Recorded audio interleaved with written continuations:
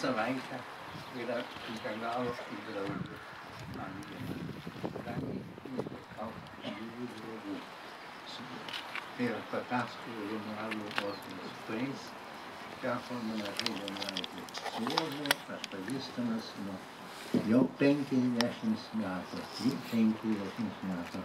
Aš priklausau prie tų, kur tam tikrą prasme pakeitė jo gyvenimo kryptį, kai jis dirbo kultūros baruose. Tada aš jį išnekinau, kada mes universitete kūrėme pirmąjį Tarybų Sąjungai filosofinį žurnalą Problemos.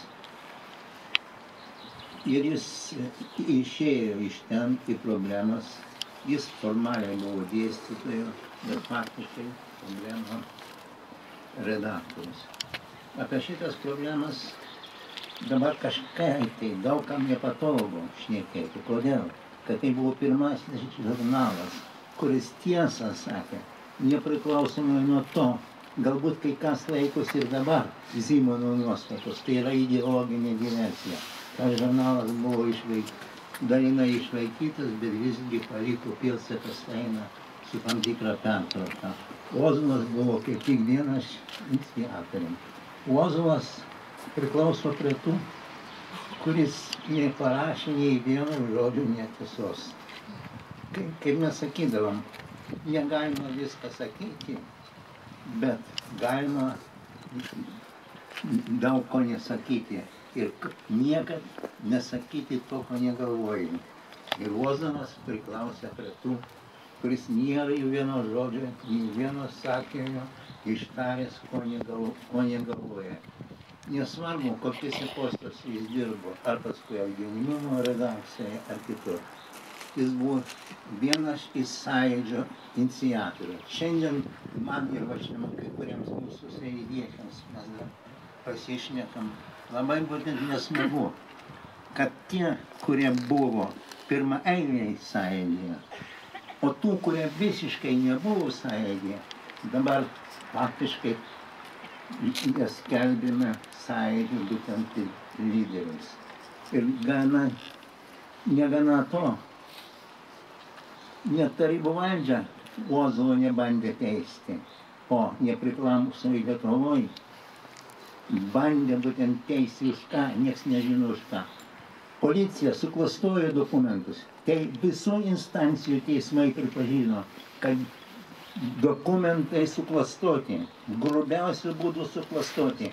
Seimo pirmininkė tuo metu bandė įsikišti ir parodyti, Seimai šitą teismai skėsčioje, jūs paduokit privačią tvarką, o prokuratūra užsičiaupusi.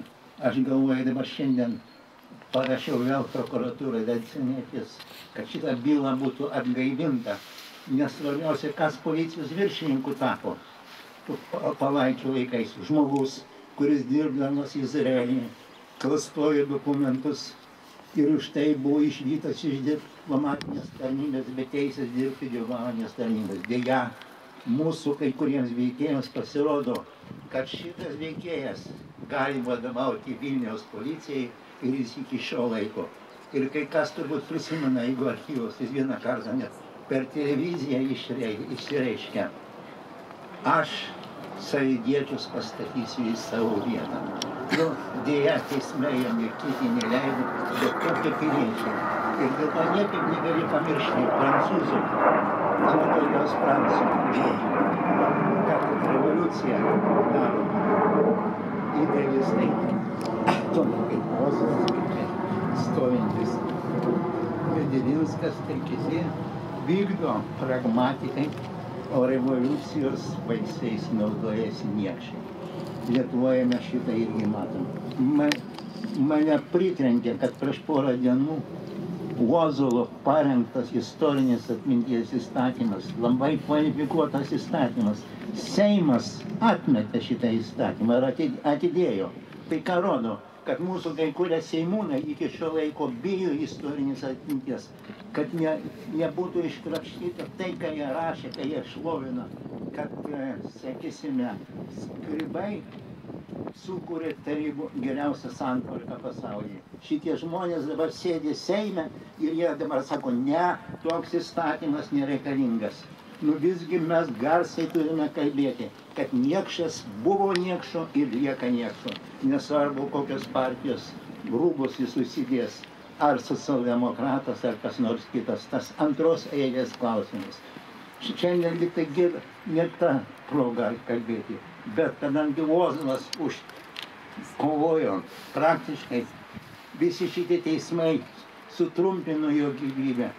Aš žinau, kaip jis reagavo į tos būtent pseudo būtent teismus.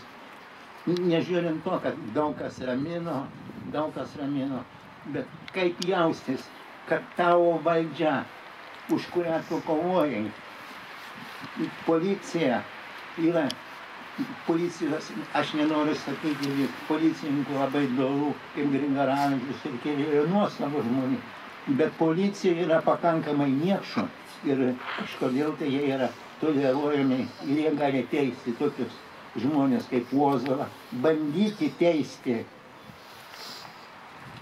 Tikamirus, Patacką ir panašiai.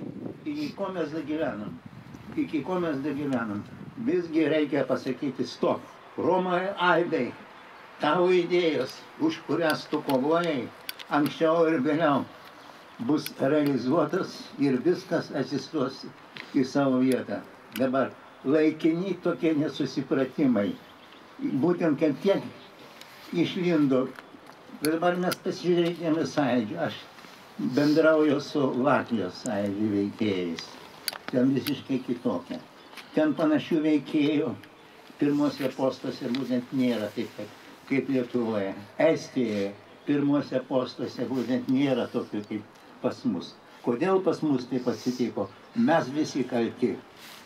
Nesakysim, Ozolo kaltė, aš pripažįstu. Vien iš tikrųjų kaltė.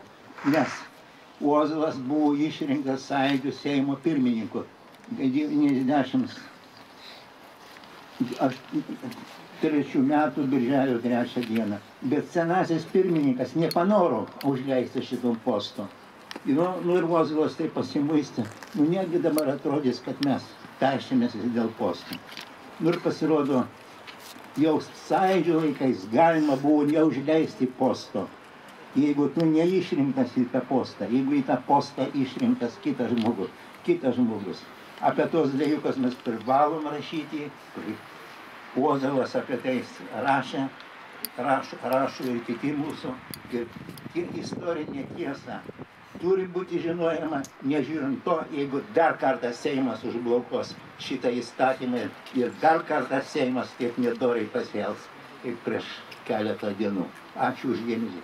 Ozolai, būk tikras, kad tavo idėjos nemirtingos ir tu nedikai mirti. Ačiū.